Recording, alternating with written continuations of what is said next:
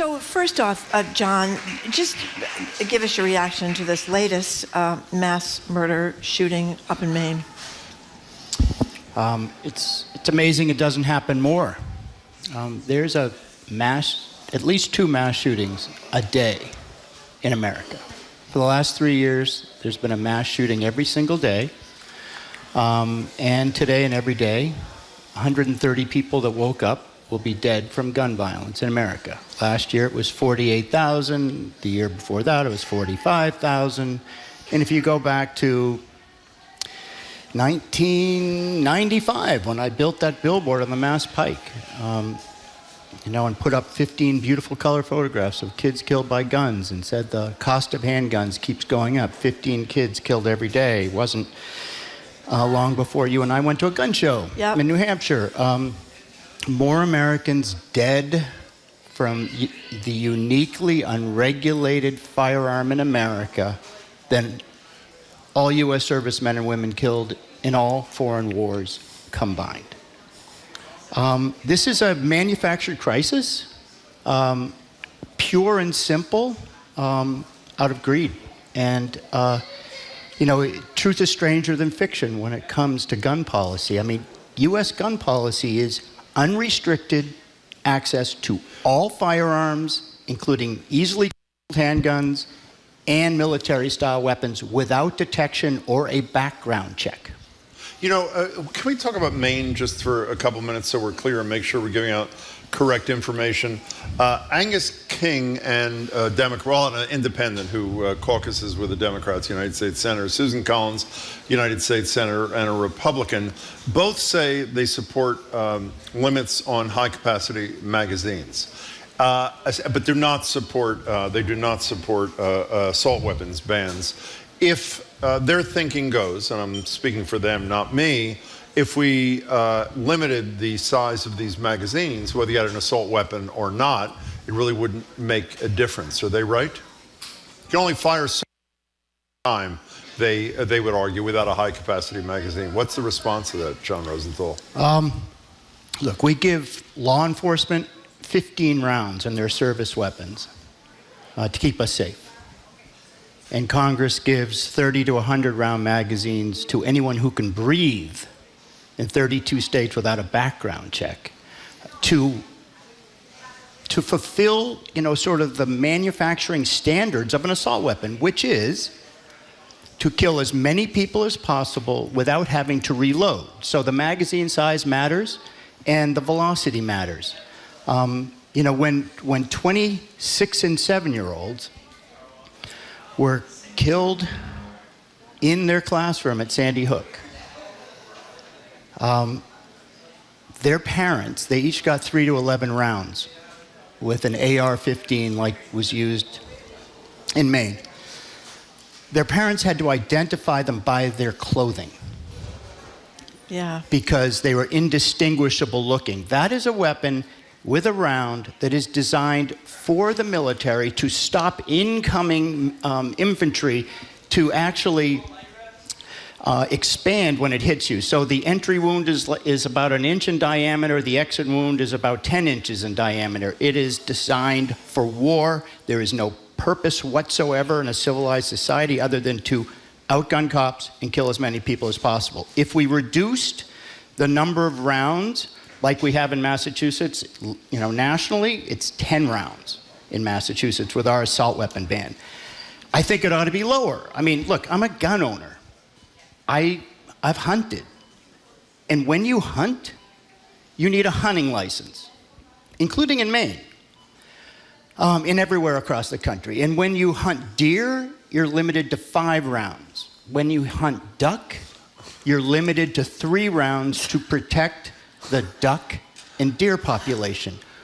When you want to hunt humans, no license required and no limit on the number of rounds. That is why, in America, between concealed handguns that will lead to 90 dead today or more, 90% of the 130 dead today, and there'll be 2 mass shootings. We don't know where it is today, but it's happening in 2 places. we have more gun violence in this country. We are unique in the world. We have more gun violence in this country than 30 industrialized nations combined. And I also want to talk a little bit about Angus King and Governor Mills. They actually got on television yesterday, and they said that Maine has the second lowest gun death rate in the nation.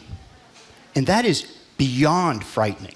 This is a U.S. senator and the governor of a state who have not looked at the annual rankings of, that are presented by the Center for Disease Control and Prevention, the state rankings, that clearly show that Maine has a 12.6 per 100,000 firearm fatality rate. The national average is 12.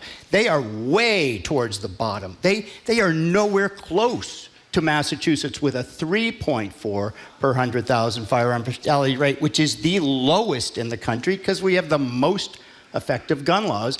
Maine not only exports their guns here, so that we have roughly 2/3, 70% of gun crime that will happen today.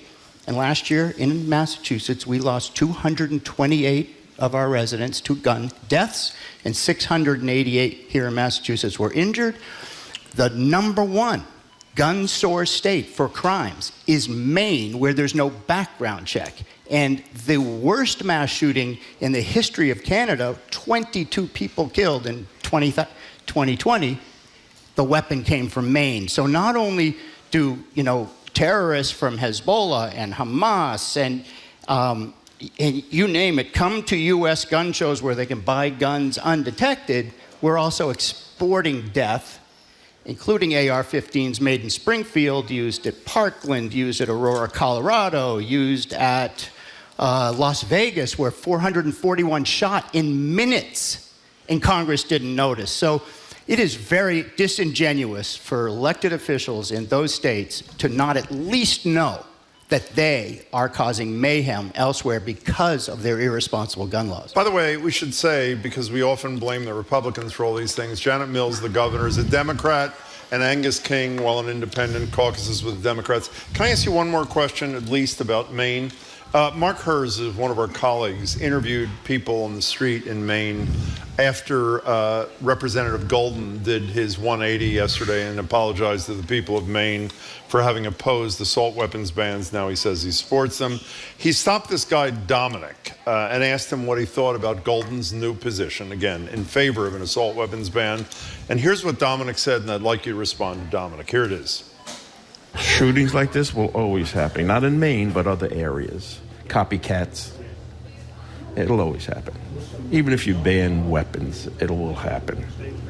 You ban an assault weapon, okay, then I'll go buy a Glock, which I could carry 15 rounds. Not a big deal. What do you say to Dominic?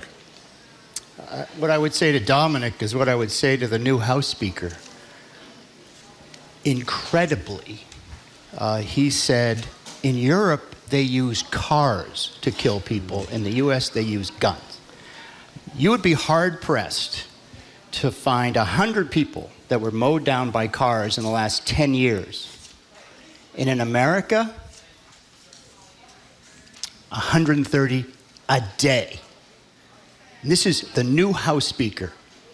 And just to give you a sense of where this all began, total fabrication and misinterpretation of the Second Amendment. The Second Amendment says a well-regulated militia being necessary for the security of the free state, the right to keep and bear arms shall not be infringed. Every single attorney general, every single court prior to 2008 said it's for a militia and a state National Guard. That changed in 2008 in the D.C. Heller case. And Justice Scalia wrote for the majority. It was narrow, a 5-4 majority. He said, you can't ban guns in the common use of the founding, that is black powder, single shot. And he said, but like all rights, they're not unlimited, and you could put reasonable restrictions on how guns are sold. And I would guarantee you that the majority of Congress never paid attention to that. So you can put reasonable restrictions on guns. That's what we've done here in Massachusetts. We treat guns just like cars. We've reduced the rate of gun deaths in our Commonwealth by 40%, and we have the lowest gun death rate in the nation. And the only thing we ban are military-style assault weapons and cheap guns without safety features, and soon ghost guns.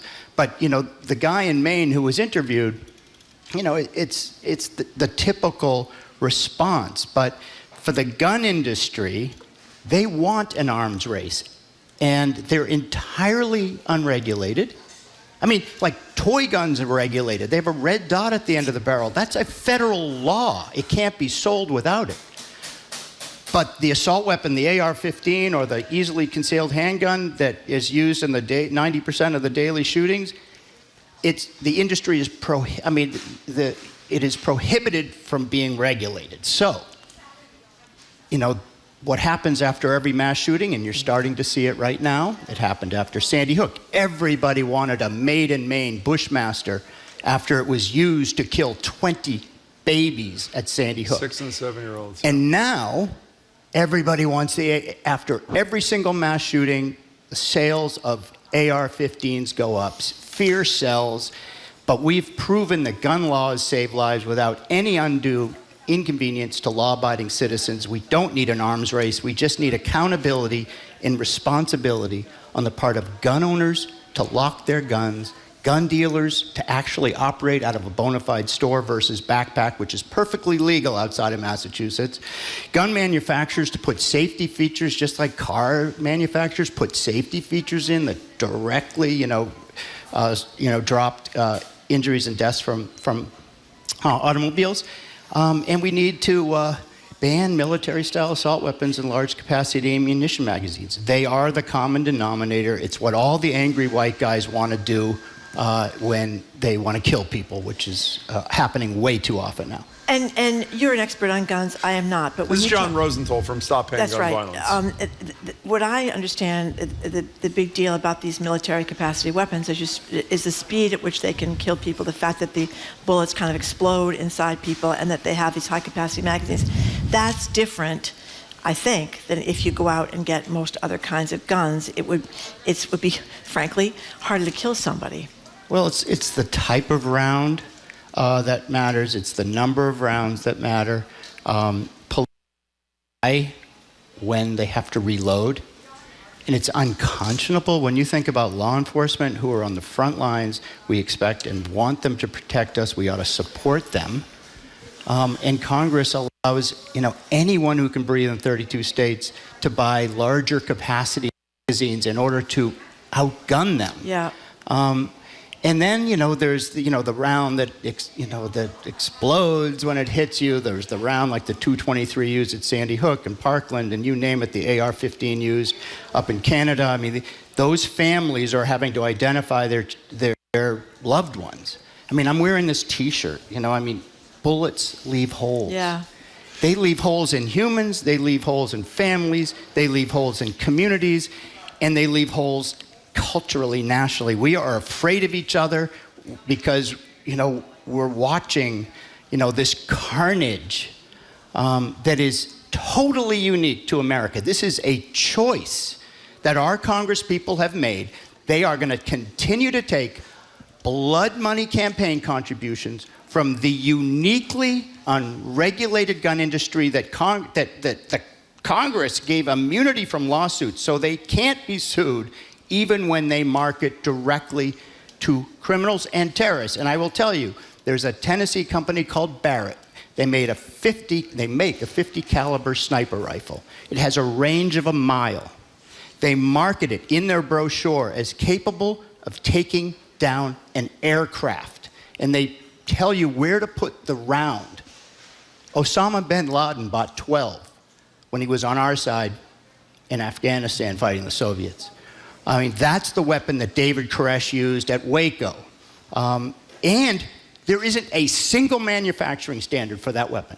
Nothing. The toy gun and the teddy bear have more federal regulations.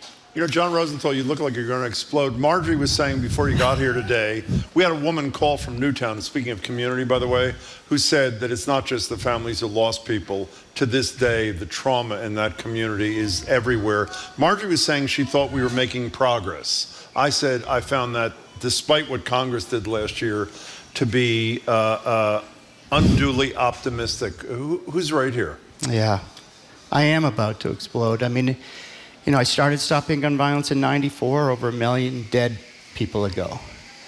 You could fill Fenway Park up 3 times over with the number of dead children since then. I mean, what have we become? I mean, I wish I could say it was going to improve. It's not. And certainly not with this Republican Congress, and certainly not if, you know, the criminal enterprise and, you know, Trump come back. But there is no other country, and I would even go as far as to say there's no other species that knowingly allows their children, the future of America, to be gunned down, the leading cause of death for children in America is firearms that aren't regulated.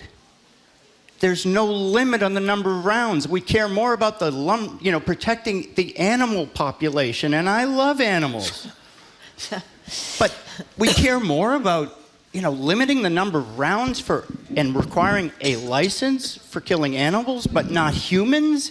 What have we become? And I will tell you what we've become is we are incredibly selfish. It is on us. And I see, you know, a lot of people out there in the audience who are my age. This is not the way we grew up. This is on us. We have allowed, I mean, Gen Z, and, you know, I work very closely with David Hogg and March for Our Lives, and, you know, he tried to be here today, but he's actually trying to, you know, elect a Gen Z candidate in Virginia right now on a special. Yeah. These kids, anyone born since, you know, 98, they have not known a day in their lives where they couldn't be shot in school. And that is on us. And we have a big election coming up. I mean, 2024 is going to be the next most consequential election of our life. And when Gen Z, after Parkland, they came out in 18, they registered 75,000 voters. They weren't even old enough to vote. It changed the House. They came back in 20 and helped Biden win on this gun issue by only 42,000 votes, even though we got 7.1 million more. And they came out again, too. And they will be 40% of the electorate in 28, if they live long enough. You know, John, we have quoted David Hogg from having told us and others that the ultimate, the solution, the fix will come when, and he didn't mean it quite this crassly, when our generation dies and those young people are running the country. But a caller called before and said, why doesn't Joe Biden unilaterally, under his executive authority, and there's a question at the end of this, raise the tax on all ammunition over a small amount for hunting? 2 questions. 1, could he do that? And apart from that, what else could Joe Biden do without congressional approval on the gun front that he hasn't already done? Not much, unfortunately. He can't do a lot without Congress. Okay. And until we change Congress, you know, gun deaths are going up. Now, in 2000, when Bill Clinton left office, the lowest crime rate in recorded history, you know, not to mention the economy being strong. And when, you know, George W. Bush came in, I mean, the #1 priority, because cities like Boston, New Orleans, Detroit, Chicago, San Francisco, LA, they were all suing the gun industry for not doing more, just like, you know, we historically sued the automobile industry for not doing more. And, you know, car deaths have precipitously decreased since the 20s, like 80% decrease. We could do that with guns. Like we did 40% decrease in Massachusetts with gun violence, even though we border Maine, New Hampshire, and Vermont, that have no background check. It is not gonna, we are not gonna be lucky enough to maintain this record. You know, the Maine guns are coming here. Maine, Vermont, New Hampshire, Florida, in Mississippi, Alabama, the primary gun source states for crime in Massachusetts, all states without background checks. At some point, you know, the shooter's gonna follow that gun. We are not exempt in this state, and we do not have the gene to bury our children and ever be the same. And we are allowing that to happen, you know, at the rate of, on family members, at the rate of 130 a day, because we don't hold our Congress accountable, and we have to. John, we only have a minute left. How did the assault weapons ban of, I guess, '94, that obviously expired after a decade, how did that do? What was the effect of it? It was remarkable. So in 1994, 19 specific weapons were banned under the federal ban, and magazines larger than 10 rounds. 450,000 law enforcement, all the national agencies supported it, and there was a 66% reduction in the number of those weapons showing up in crimes. And it expired in 2004, and soon after that, George W. Bush gave immunity, so you can't sue the gun industry. And I want to leave you with this. In Massachusetts, we have a federal ban on assault weapons. We've added copycat weapons, so it's not just 19 specific weapons, it's weapons that have a certain function, not a name. Like, you know, on the federal ban, the Colt AR-15 was banned, the Uzi was banned. So Bushmaster, you know, in Maine made the Bushmaster AR-15 use at Sandy Hook. And Smith & Wesson here in Springfield made their version of the AR-15 that was used at Parkland and any number of other places. We added copycats. It was very effective. And then we enforced that. And Maureen was the person that did that. She is as courageous an attorney general and as great a governor, I hope, as she was an attorney general. You know, unfortunately, we've gone the other way nationally. But in Massachusetts, more assault weapons are made here in Springfield, Mass, that aren't allowed to be owned here or sold here than almost every state combined. So we have a big responsibility. Marjorie Decker and I worked very closely. We filed a bill that, you know, bans the manufacture of assault weapons. If you can't use any weapon you can't use here, you can't make here. Is that? That's right. Why is it okay if we ban something because we want to keep Massachusetts residents safe? But you can make it here. But you can make it and cause mayhem in every other state. And shame on Smith & Wesson. They had been a big part of the solution. And I actually brought the former president to meet Bill Clinton at the White House. He agreed to put smart gun technology into firearms. Smith & Wesson made a child-proof gun and marketed it in 1903. So they know the technology. But the NRA and every other gun manufacturer boycotted them out of business. Now they're owned by American Outdoor Brands, a Wall Street private equity firm, and they make AR-15 assault pistols that are really easy to conceal, as well as AR-15 assault rifles. So we have a role, and Massachusetts is the solution, not the problem. But to save our children and to save our country and to save our democracy, anyone you know in any other state, support Gen Z, support the March for Our Lives, and get people out to vote. Because if we come out to vote on this issue, we win. And we protect the future of our children.